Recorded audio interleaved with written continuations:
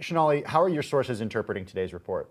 The economy is really facing an unequal recovery. You're seeing it get worse and worse.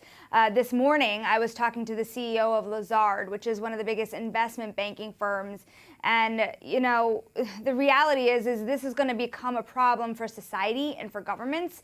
But you are seeing corporate America really face a different fate. I got to tell you, Tim, it looks like on the face of it, you're seeing a slight decline in the unemployment rate, right? Down to 6.3%.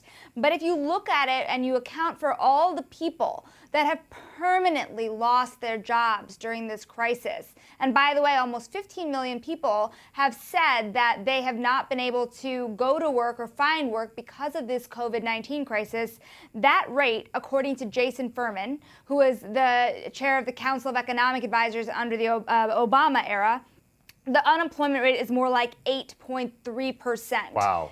So really this number, the 6.3% number, does not tell the whole story. You really have to take into account how many millions of people across the country will be permanently out of work.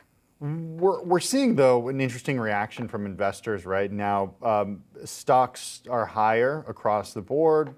S&P 500 up about half a percentage point right now. Are investors basically saying, hey, we're optimistic that this will put fuel or add fuel to the fire that is the $1.9 trillion stimulus, and say, hey, lawmakers, you got to get this thing done? Yes, that's the simple story, right? That is the very simple story that a weak jobs number will add fuel to the Biden fire here in really moving through this $1.9 trillion stimulus. When you look at the broader economy, everything that the central bank has done has made it easy for very big firms to borrow money. But small businesses across the country are still facing major struggles. Many of them, more than half, have told the small business majority that they have found it hard to get PPP money, which we know is going through its second round right now.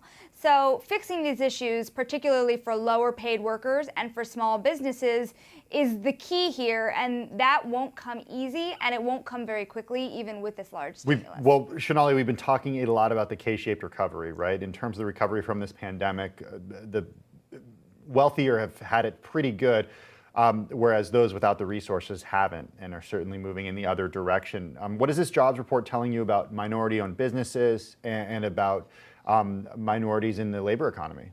So interestingly, this jobs report will tell you that the unemployment rate declined for white people and also adult women, especially white women.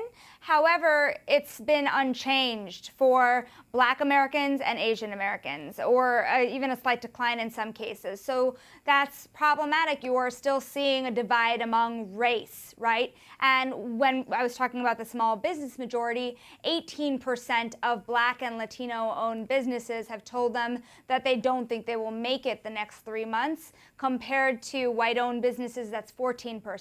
So you are still seeing a disparity among the lines of race.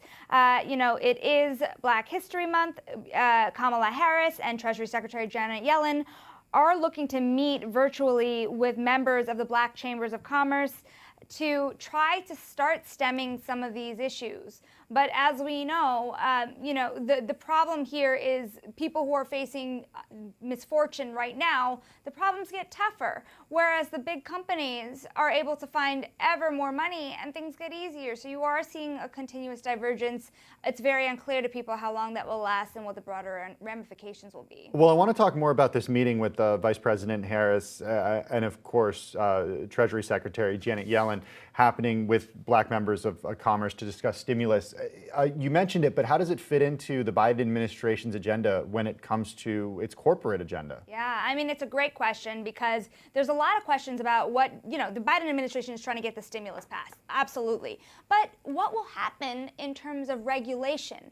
Will they start forcing banks to lend in a bigger way to majority minority communities? That is something we've seen banks start to step up to do. My feeling is that they're worried about regulation stepping in if they don't start to step in themselves. Are they going to force quotas among the largest firms, right? We saw Ken Frazier step down this week and hand off the reins over at Merck. He was one of only a few Black CEOs in corporate America. So we are seeing pressure on the numbers here. At what point will the government step up and say, if you don't fix this problem, we will force you to fix it? Bloomberg Wall Street reporter Sonali Basak with this week's edition of Cashing In. Sonali, thanks so much for your time. We appreciate it this morning.